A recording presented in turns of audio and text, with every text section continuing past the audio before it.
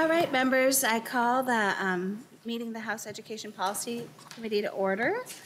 All right, thank you for letting us know there's some error in the minutes. We're going to wait until Monday to do them and correct them and bring back a good version. So we will do that. And we're going to have a little switch in the agenda. We're going to have, well, I have it here. We're going to have Representative Edelson go first because she needs to run to another committee, which I think a lot of us have to do today.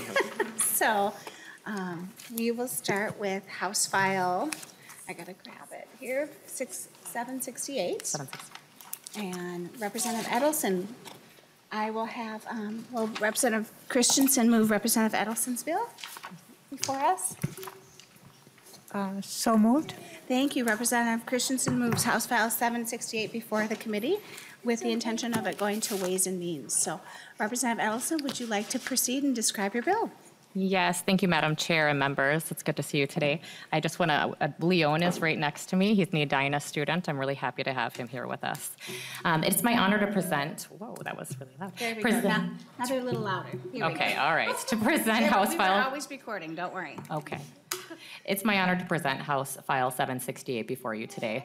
I have served on the Special Education Advisory Council. I have two children that have special needs and have really worked, our group in Edina has collaborated and worked on how can we better serve our community and our kids that have differing needs. Last year, the people, Anne Mondragon is, am I saying that right, Anne? Mondragon. There we go. So Anne is our president of our Special Education Advisory Council, and Jeff Jorgensen is from my district. He is the director of lifelong learning. We worked on this amending statutory language for 124D.19, which says a school board may offer this program. We're expanding it. Right now it's K through 6, and we'd like to expand it to be K through 12. Now I want to direct members to just really understand that this is a school board may do this. It's not a shall. This allows districts to meet the needs of the communities that they serve. What you will hear today is that a child with a disability after 6th grade, it doesn't go away. It's not magically going away. So we need to make sure that we're serving the populations and allowing our districts to serve the populations that they need to serve. So I'm going to go ahead and pass it over to my first testifier, Jeff Jorgensen. Thank you, Mr. Jorgensen. Go ahead and state your name for the record and proceed. Yes, my name is Jeff Jorgensen. I am the Director of Student Support Services, and what that means is I work with special education services and disabled students across the spectrum to set up programming for them during the course of the regular school day and also during extended school year time periods. One of the things that I've been working hard on ever since coming to Edina is trying to improve the access of our students to after-school programming that's typically offered by our community education program and other providers that step forward during the course of the year to provide services to students, to all students, whether in the form of clubs, activities, group activities such as kids clubs and after-school, before-school programs. We've had good solutions that we've been able to arrive at, and within our elementary programs, especially kindergarten through 6th grade, as we do have supplemental supports through this levy that allows us to hire additional individuals as necessary to meet and supplement the supports that are necessary for our special education students or students struggling with any form of disabling condition. It's been a very successful program, and many of our parents and students have benefited from that type of a service. It allows for inclusion with their mainstream peers. It allows full access as they are entitled to under ADA and under a free and appropriate public education. But what we're seeing is that service has to drop off quickly at the secondary level or when students hit 7th grade, because this funding source is not available to those students in the 7th through 12th grade. Now, many of our students, as Heather pointed out very well, continue to struggle with those social elements or those physical impairments that will keep them from being able to attend, just like any other students. Most of our services do charge some form of small fee for those students to be in attendance, but our parents that have students with a disabling condition oftentimes find their students not able to attend because the ancillary supports are not available to the students, leaving only one remedy, which is to try to go back to the IEP, or the Individualized Education Program, and the state and federal aid that's associated with that. But these after-school programs are not special education in nature. These are opportunities for a student to participate just like their regular non-disabled peers. And right now, we're limiting their access to those programs because we don't have an additional funding source to pay for the ancillary services that would otherwise be available. So let me emphasize, we're asking for flexibility in the application of the funds that are already there. And so the levy is there, but it's restricted currently to students that are attending kindergarten through 6th grade. And we're asking for an expansion on that so that we can leverage that same set of money as districts choose and apply and braid their funding sources to most appropriately utilize those funds to reach the students that need it the most. It's a diminishing number of students that are needing those types of services at the top end in the 7th through the 12th grade, but having that available would greatly enhance their ability for opportunities for inclusion, for being a normal citizen within their school program, and their ability to access programs just like anyone else. Thank you, Mr. Jorgensen. Representative Edelson? Thank you, Madam Chair. My next testifier will be Ann Mondragon. Go ahead, Ms. Mondragon. Come up to the microphone, state your name for the record, and proceed. Good morning. My name is Ann Mondragon, and I'm a parent in the Edina School District. Leon's here with me today. He's my 2nd grader, and I just wanted to, just a quick parent perspective is I am a stay-at-home parent, but the summertime has been really unique for us, and was really pleased to be able to access community ed programming a little bit last year for Leon, and through the benefits of the levy, there was extra support for my son in that setting. What does that look like? Well, Leo needs help being safe in his surroundings. He needs help getting in and out of his walker. He needs help transitioning from the floor to his walker and back. He needs help with toileting. He needs supervision. He can sit at the lunch table, but he needs someone standing behind him to make sure he doesn't fall. So that's what it looks like for him. Also, the real subtle things is Leon is very friendly, and he loves being with his peers, but he needs help learning how to be, how to approach his peers effectively, how to play with his peers. He has cognitive delays, and the support that we received in community education has allowed him to do so. And I can hire a babysitter, I can spend time with him, but he wants to be with his peers. And again, as we've all stated, that desire, that need is not gonna go away in middle school. In fact, you as parents probably understand that need is even more so that they want to be with their peers and not be with their mom. So thank you for your time today. Thank you, Ms. Mondragon. Representative Edelson, further comments, and then we'll open up to the audience. Oh, sorry, I have two short testifiers. Terry Otremba, just is gonna have just a minute. Got it. Thank you. Please state your name for the record and continue. Sure. Yeah, my name is Terry Otremba, and I'm a parent in the Edina School District. My daughter Addison is in 5th grade, and she has a rare chromosome abnormality, so she has some cognitive delays as a result of that. This program, obviously, we have concerns as she's reaching middle school, but you know, my wife and I both work, and so the challenges of trying to find support as she gets older becomes more challenging.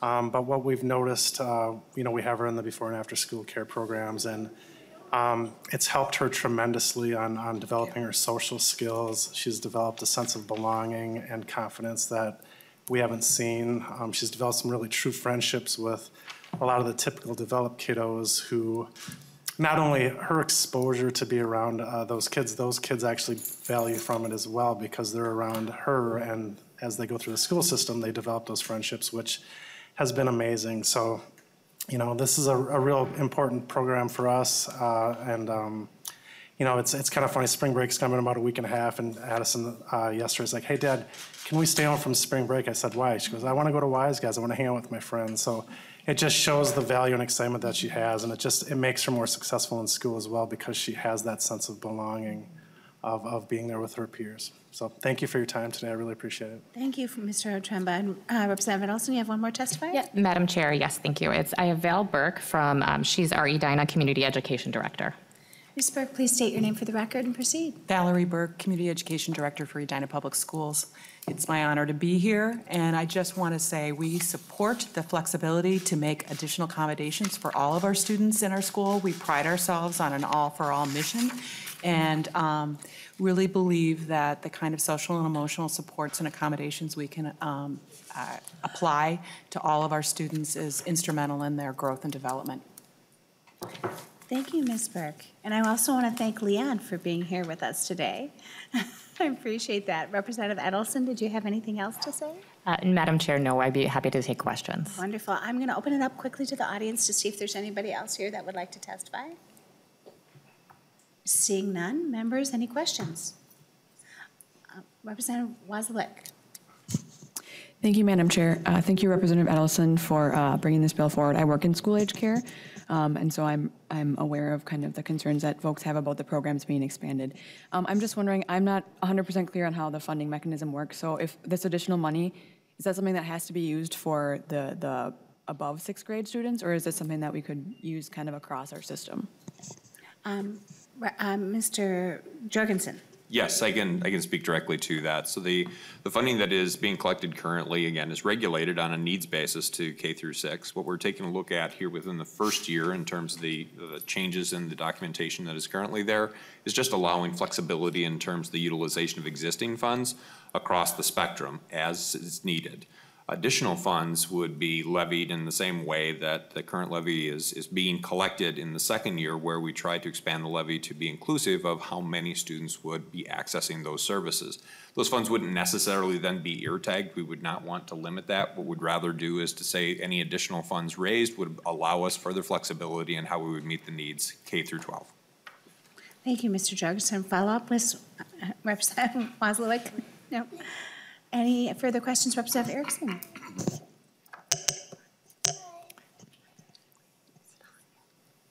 Thank you, Madam Chair. Mr. Jorgensen, so school-age care now is in your district K-6. So when you extend it to 12, aren't you going to need a different kind of staffing as, you know, children like this lovely little guy proceed? And how will you make adjustments for that as the program has to extend? Because I know school-age care is very important across Minnesota, because certainly in rural Minnesota where I live, it is. But if we add these upper levels, aren't you going to have to redesign your program? I'm looking at the requirements, and I would think that training secondary school students to work with younger children, which I know occurs because it does in the schools that I represent, would be a challenge. I think we would probably need a few more adults. So, Mr. Jorgensen. Thank you for the Mr. question. Jorgensen? Yeah, thank you for the question. Yes, I agree with you completely, and these are some of our best laid plans that are already being put into action. We work very closely from the Special Services Department, where we do establish services and exceptional services for our students with paraprofessionals and ancillary staff that really know the true needs of our students and know how to service those needs throughout the school day. Those individuals oftentimes are the very individuals that are working in the after-school or before-school programs to assist our students in the same way, because familiarity is enormous, and understanding the specific needs of the students being served is truly a benefit. And that's where Val Burke and myself, the Community Education Director, have worked very closely together within our systems. My staff train the staff that she hires on for those before school and after school activities, and oftentimes, as I said, she's actually hiring some of the staff that I employed during the course of the school day to provide those very services to students that allows students more full access, and we can meet the needs of the students more fully. So as we move forward, obviously there will be training efforts that will go forward, but we already have a very good template for how to go about doing that, because we have been doing that in our K through 6 programming already. Representative Erickson, follow. Representative Barr.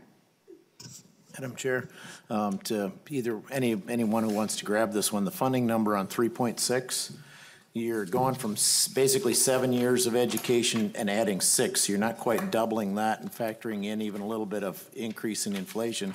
That number is an increase of almost 550%. And I was wondering how you derived at that number.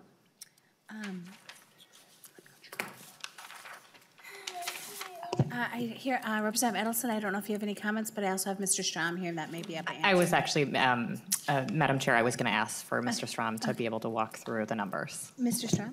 Madam Chair, members, the school-age care levy program currently is about $17 million of revenue. The equalizing factor, which shows up on 3.5, provides state aid to very low-value school districts. There's low property value school districts.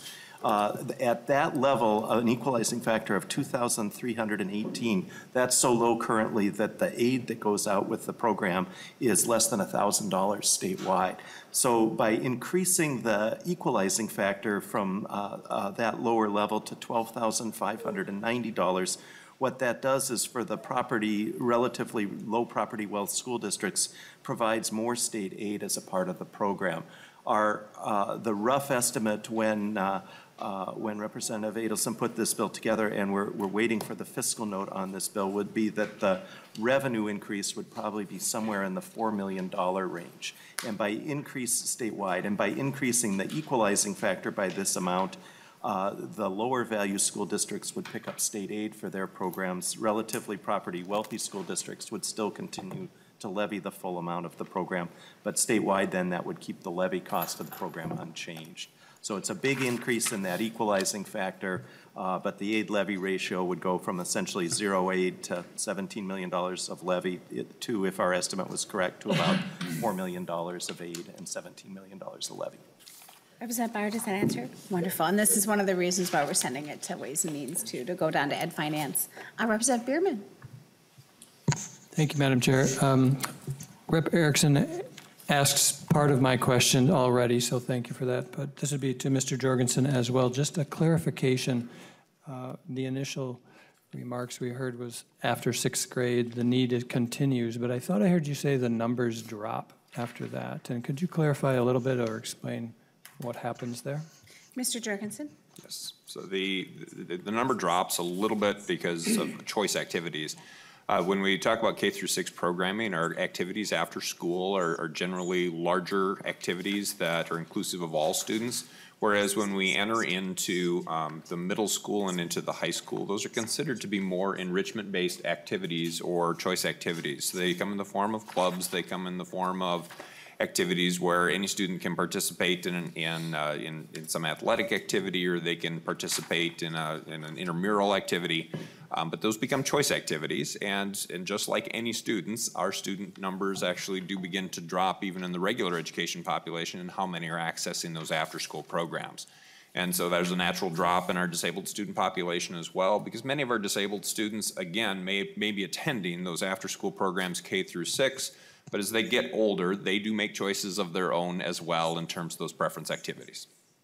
Representative Bierman, follow up. Just to follow up in a comment then, that makes complete sense, and that's kind of what I thought. There's many diverse activities for kids these days in so many schools.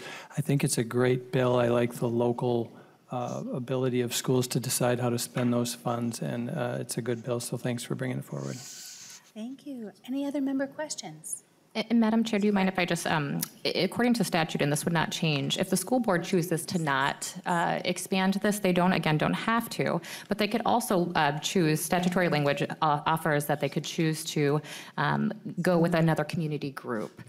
So this is just, again, the importance of this legislation is allowing communities to take care of the students in their communities. And I think it's a good piece of flexible legislation that really empowers our localities. Thank you, Representative Edelson. I think we just heard your summation there, unless you have some final comments.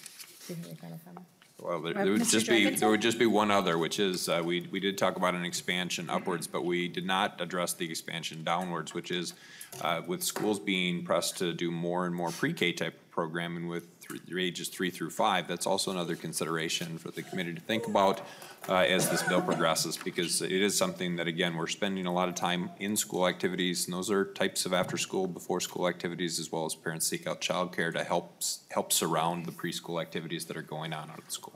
Thank you, Mr. Jorgensen. With that, Representative Edelson, we renew the motion that House File 768 is referred to Ways and Means. Any further discussion on the motion?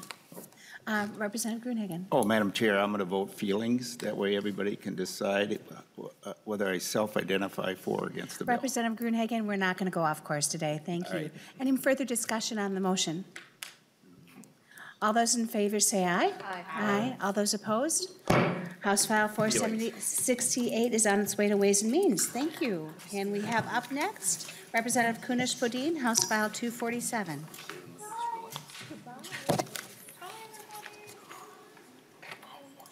It was so nice to meet you. Yeah, thank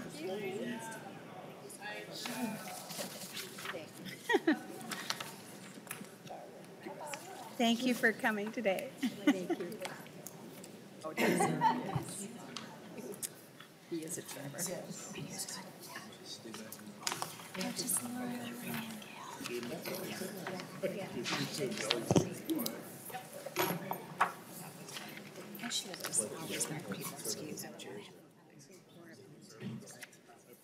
Madam Chair, I brought donut holes.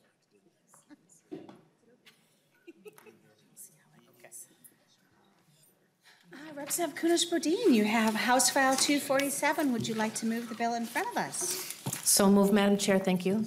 House File 247 is moved in front of us with intentions of moving it to Ways and Means. Would you like to proceed describing your bill? Thank you, Madam Chairs and members. This bill is to create a grant to encourage school districts to reincorporate library media specialists into their programs. It is a grant that would allow rural districts that are missing that important element of their curriculum back into their curriculum. It would allow schools in the Twin Cities area to reinstate library media specialists that had perhaps had to be cut during the really tough times. And the reason that I am bringing this to you, of course, first of all, I am a library media specialist, and I've been working in that role for the last 20 or so years. And the value that a library media specialist is often overlooked in a school system. But the really sad facts are that from 2007 to 2017, Minnesota has lost approximately 25% of our school library media specialists. Only 685 of our schools have licensed school librarians in their schools. That leaves 1,160 schools without any licensed media staff and without school librarians teaching information literacy skills. Students struggle to identify fake news, real news stories from sponsored ads. They don't understand the value of research and resource and getting facts in order to, separate them from fiction, and the technology skills that they will need to be 21st century learners is often overlooked. And then we kind of wonder why our college kids aren't ready to create and prepare, really well-researched, really well-written information in any source. So colleges report that students arrive on campus without the research skills that they need. And never mind growing readers. Helping kids find the just right book to read and curating a collection of resources to support students in their learning and reading is a vital part of what we do as library media specialists. The lack of school librarians in Minnesota is really a really dangerous downward trend. Excuse me. Governor Walz wants to increase full-service community schools, and ideally this would include the services of a library media specialist to support students, teachers, parents, and the wider community. I have two people here that I would like to invite to share their information and their experience. The first one is my friend and colleague, Sally Mays. For the past 2 years, Sally has made my transition from school librarian, media specialist to the House to be exceptionally easy. I literally could step out the door, she would step in, and I knew that it was in good hands. And so she has now really officially retired, and she still subs for my sub at school, but I asked her to be here today in order to share her wealth of knowledge and her experience and help you understand the value of a school library media specialist. Thank you, Representative Kunesh-Podein. Ms. Mays, will you state your name for the record, please, and proceed? Certainly. My name is Sally Mays. I'm a retired library media specialist. I prefer the term teacher librarian. And I actually was at Robbinsdale yesterday, subbing for your sub. While our superintendent was here. That's right, that's right. And one of the things that I wanted to do before I even got started, could I see, by a show of hands, how many of our representatives and guests today had a school librarian growing up? Well, congratulations. And now you are elected officials serving the people of Minnesota. I rest my case. But in all seriousness, this is kind of a big deal. We have many of our districts that have chosen to forego a library media specialist, teacher librarian, because of cost. This bill would help get those vital teachers back in the classroom. We often hear from our districts that they'd love to have a media specialist, but they're too expensive.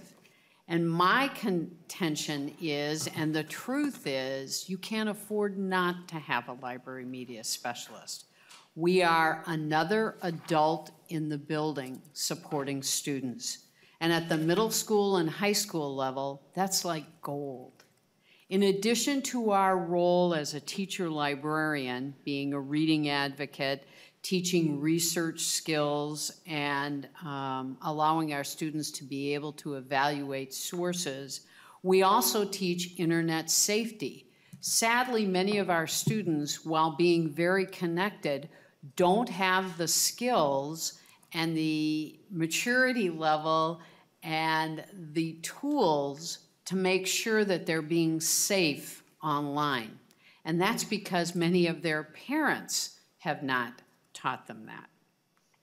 We also assist teachers and counselors by providing books for special situations.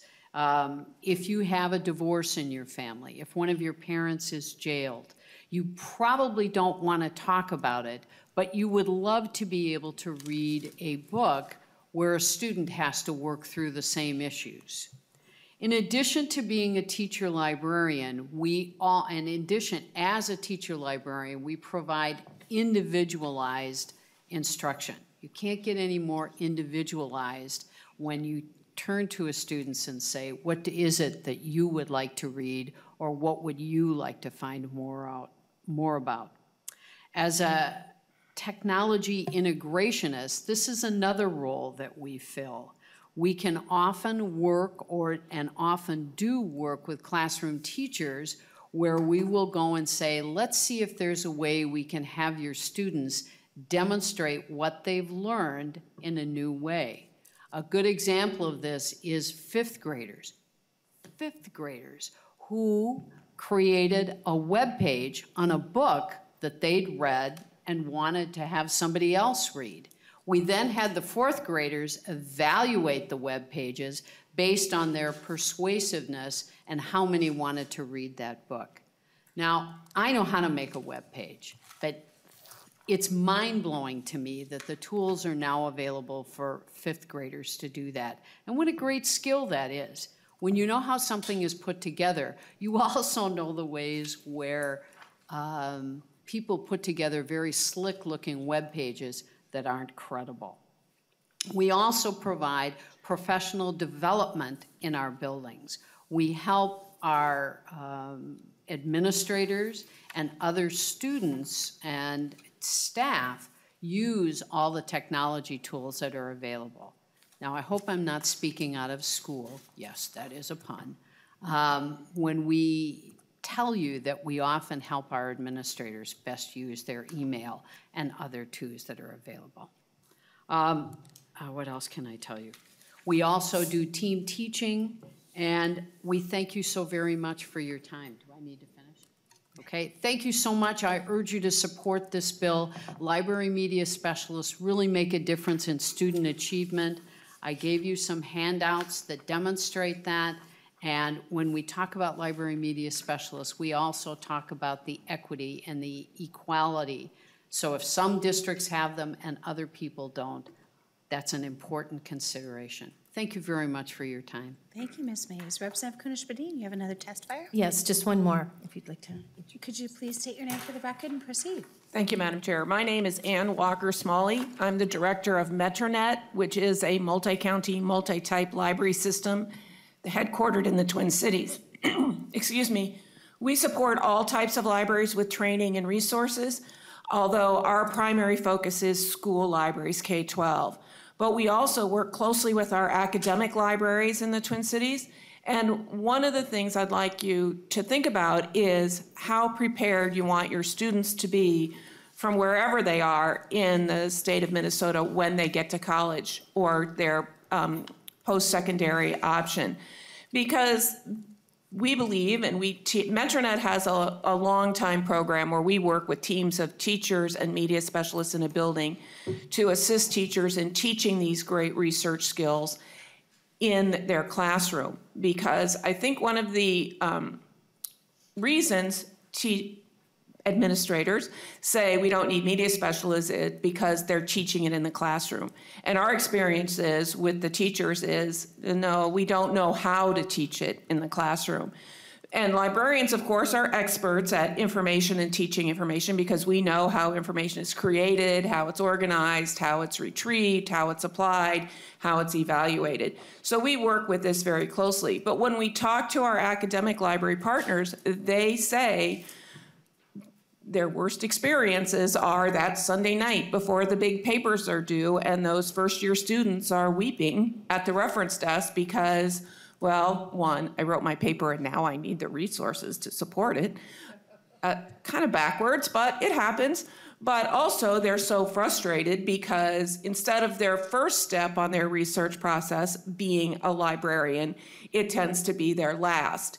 And from my perspective, and I believe from the perspective of media specialists and academic librarians universally, if we can begin incorporating research skills in kindergarten and that there's a coordinated research curriculum from K-12, by the time they get to their first year experience, whether it is at a vocational career-focused school or whether it is a highly selected college, they're ready to move forward.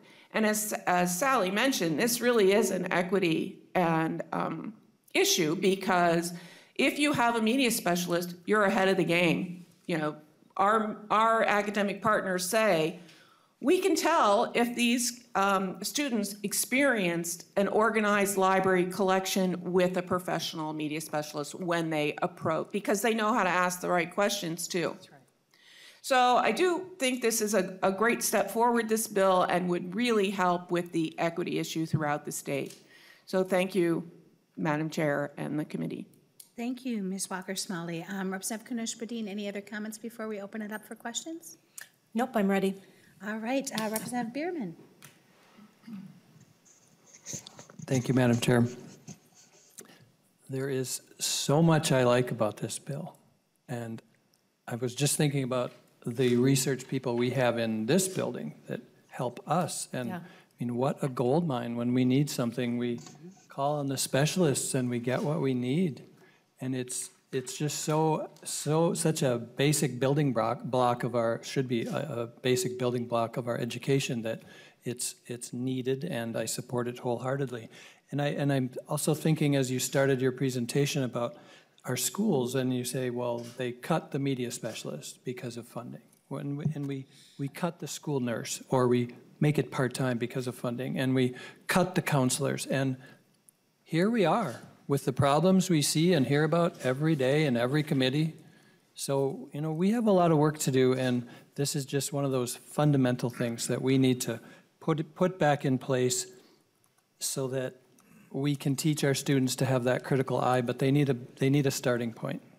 And so it affects everything else down the line. I like the bill, the way it's structured, especially also that it's awarded equally metro and non-metro priority to schools without the media specialist. And I like the fact that the funding has a sliding scale over the years as schools get back up and running with this position. So very good bill. Thank you. Support it wholeheartedly. Thank you. And before we go to more member questions, I was remiss in not opening it up to the audience for testifiers, and I believe Mr. Heller had asked to be put on the list. So Mr. Heller, would you come up and like to speak to the bill?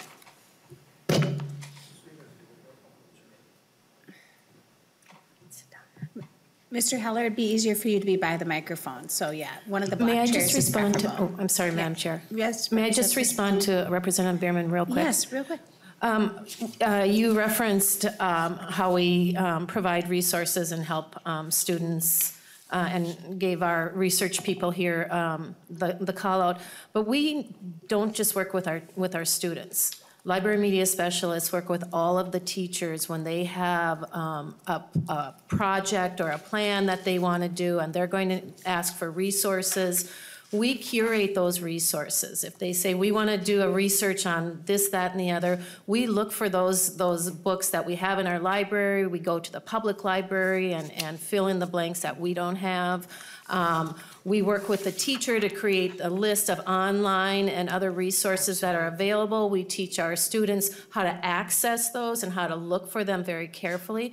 So there's a lot that library media specialists, teacher librarians do outside of that realm of books and research. And there's hardly a library media specialist I don't know that will go above and beyond to ensure that those kids and our staff have the resources available to be successful. Thank you. Mr. Heller, would you like to make some comments? Yes, my name is Rick Heller. Thank you again, Chair, for allowing me to testify today on education policy. Today,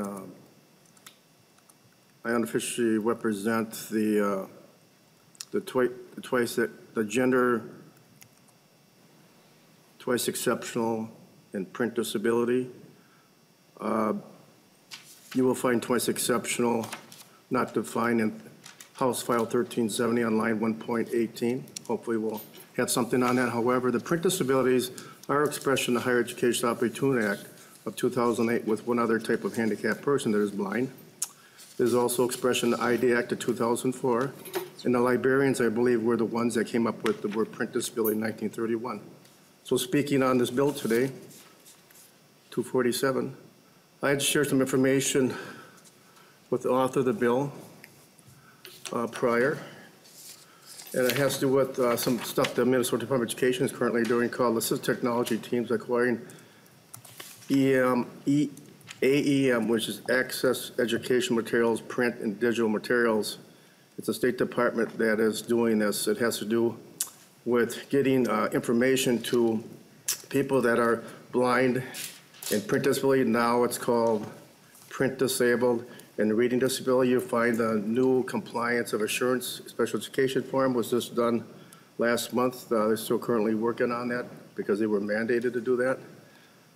You'll find that in that compliance assurance, which is the special ed director has to sign those and the superintendents.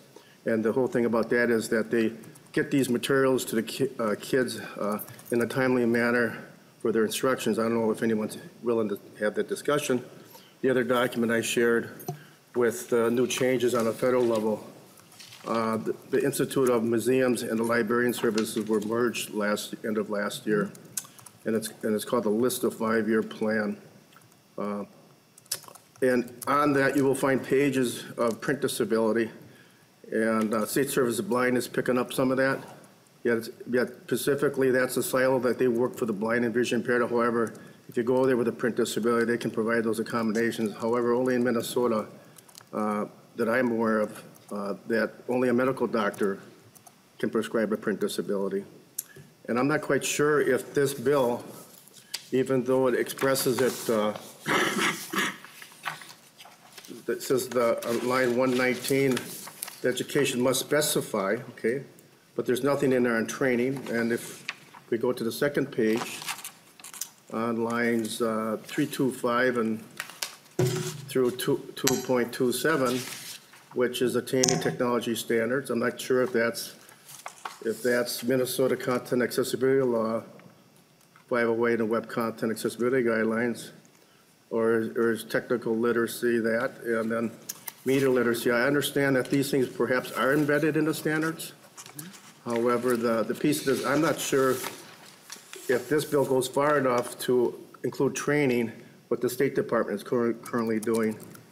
And unless you flag that training as it relates, make sure that how people take source code materials from the National Instructional Accessibility Center, where you find the 5 types of people that become eligible for digitized books and how they can adapt them or, if necessary, modify them in a timely manner in the least restricted environment for instructional purposes. But remember this, not only is that an instructional thing, but when they go home, is it at a level that they can access to be engaged so when they come back to class, they can be engaged with their peers in the classroom. Otherwise, we're going to get a disconnect. Thank you, Mr. Heller. And this bill has another stop, so I suggest you take your comments and concerns offline with the author after this. So we'll proceed to member questions. Representative Hewitt. Excuse me, Chair? Mr. Heller, please, we're going to member questions now. Thank you. Representative Hewitt. Thank you, Madam Chair. Representative Kunesh-Podein and testifiers, I'm perplexed with your job in a way that I see in my own sons that research is different than it was in the 80s. And it concerns me that even with some of the things when people come and visit me in the office of where they're getting their research from, and it seems to point more towards internet research versus digging into it. And even the other night when we had the testifier, those gifted, talented students that were part of the Student Press Corps, how do you get it right with them now? How do you make sure they go that next step? Is that something they're doing, or are we just saying, oh, go to the internet and Google it. Mr. Google will get it for you. And I'm hoping that's not where we're stopping, because I think a lot of them are. So can you kind of share shortly about that with me, please? And who would like to take that one? I'll start, and then Representative either of these Kunesh-Podein. ladies can chime in because they also are the experts on that. So part of our responsibilities is to address the standards that item in the state of Minnesota has put in there.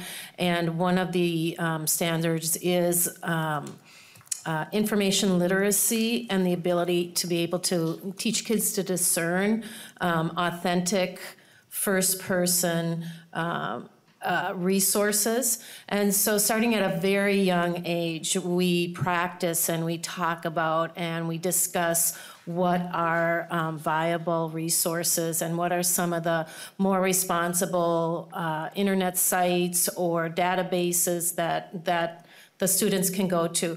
One of our jobs is also to create online resources. So if you go to almost any library media specialist website in a school, you will see on their site, and we call it our lib guides, our library guides, all these links and all these databases that are trustworthy, that have 100% authentic, reliable information. And we help them learn how to search the internet using, the important keywords, how to look at a website for authenticity, for the author, for the date. Is this an outdated piece of information? If it's from 2001, is this the best piece of information? Let's see if we can't find something more current. And so that is absolutely one of the parts of our jobs. And, when it comes to creating our library collection of books, we are constantly weeding out old information, old books that maybe haven't kept up with the current information. Sometimes it's really interesting to look and see what was in these nonfiction books or these books 20 years ago compared to now. Encyclopedias. We hardly ever will buy print encyclopedias anymore because there's so many incredible online encyclopedias and databases that students can go to. But that's what we do. We guide the students towards the information that is really going to make the difference for whatever they're doing. And it's one of the joys of our job. Would you like to add anything quick before we I move would on? like to add, one of the primary responsibilities of the media specialist in consultation and collaboration with a classroom teacher is teaching an actual research process. That's right. Step one is define your question. So we work with teachers, media specialists work with teachers to create those plagiarism-proof assignments, but also assignments that allow students to address an issue of interest to them, but then follow a 5 or 6 step research project. Develop your question, find your information, evaluate your resources based on what your media specialist has developed and provided. Learn how to present your conclusions in a persuasive manner, and then evaluate the entire process. Right. Did I answer my question originally? Where did my question change? Where did I find additional resources, sort of thing. So it's a package. We, yes, have all the reliable resources, but in collaboration with classroom teachers, it's the research process. I began a class on this with teachers and said, okay, describe your research process to me. And it was a history teacher, relatively recent grad. And he said to me, no one has ever asked me that question before. and I don't even know where to begin. So I think this, what you're saying, Representative Hewitt, is how do we do this? It's a lot of steps and definitely a process that involves thinking about it in collaboration with the classroom teachers. Thank you, Ms. Walker-Smalley. Representative Hewitt, follow up. Thank you, Madam Chair, and that 15-year-old is going to have a lot to answer for now, so I appreciate that. And this is exactly why we need this, because we do struggle a lot with misinformation, even when data is given to me here at the Capitol by outside sources. I really go through it and wonder where it came from. So I think this is really important that we fund stuff like this. So thank you for your testimony. Thank you, Representative Kunesh-Podein. Any other member questions? Representative Erickson. Just a comment, and thank you for your testimony, because a robust part of the language arts reading standards for Minnesota are delving into research, how you find primary resources, and media and technology skills. So it is in our standards. So you might want your son to look at the standards, or you, and check with the teacher. Thank you, Representative Erickson. Any further member questions? Representative Kunesh-Podein, final words, and then we'll.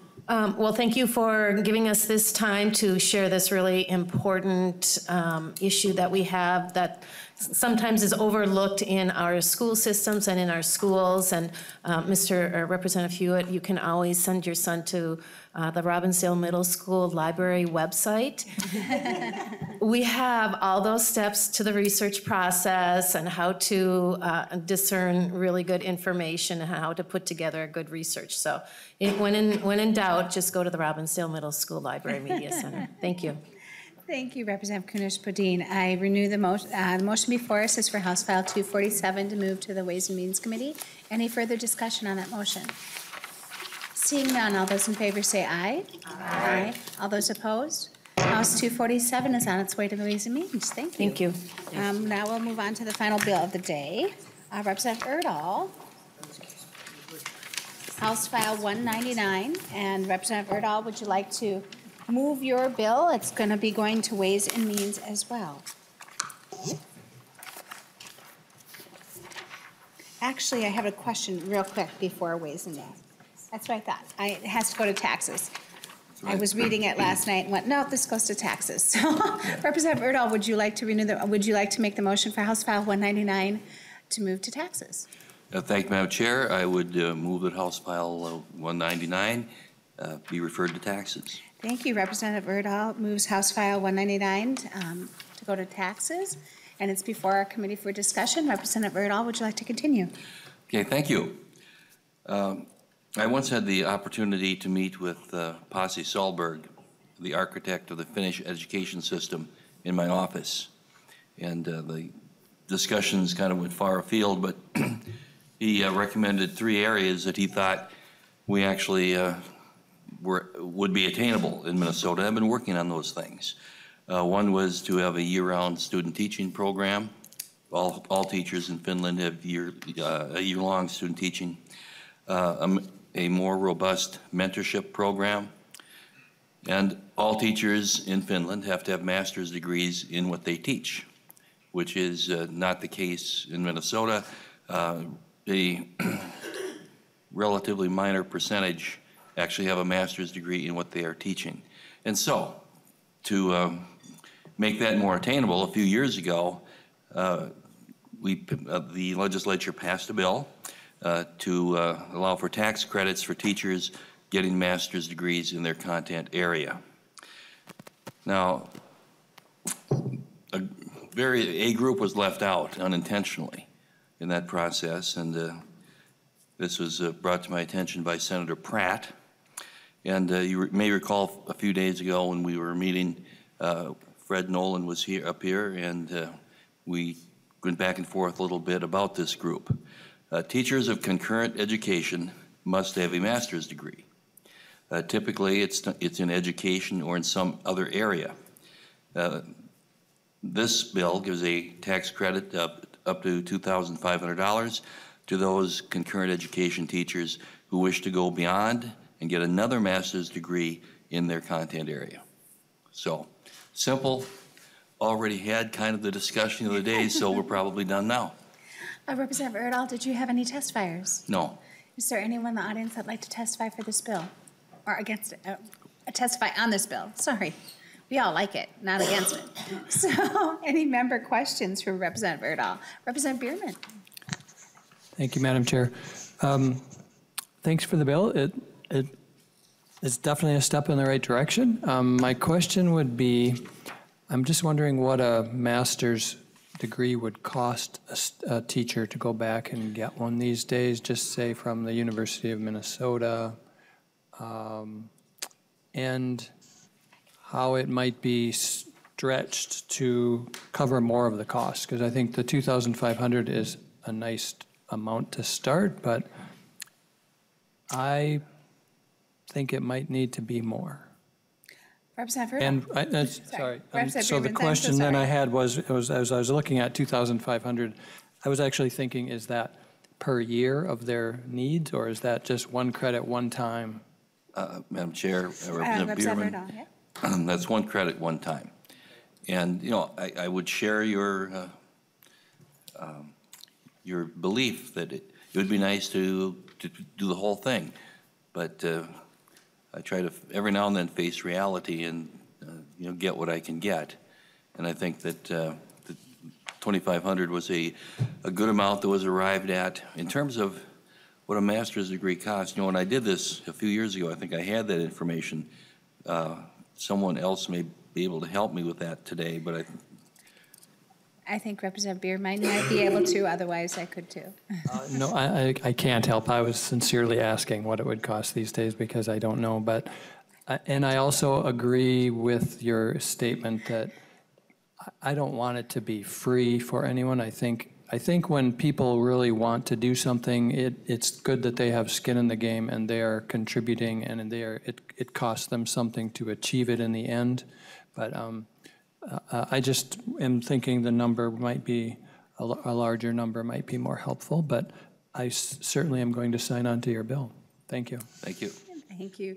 Representative Bierman, only know because I've been doing research for my own master's, and it's about anywhere between $22,000 to $45,000, depending what schools and what degree, and sometime upward departure from there. So, yes, it's expensive. Representative Hewitt.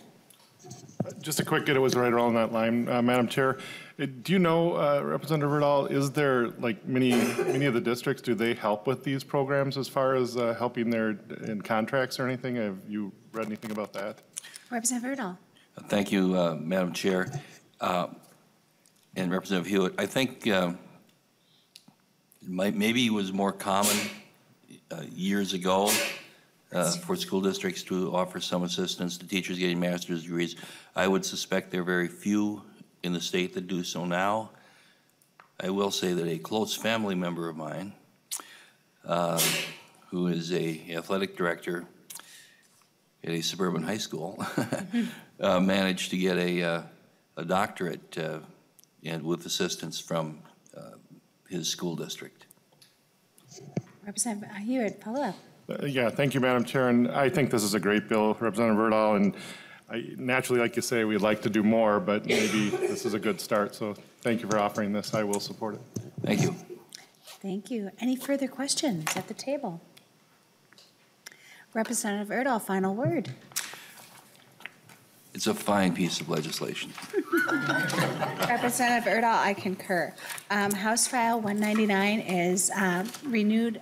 We're renewing the motion to House File 199 to move to the Tax Committee. Any further discussion on the motion? All those in favor say aye. Aye. All those opposed? House File 199 is headed to taxes, and I look forward to hearing it there as well. Thank you. So, we have some few announcements too.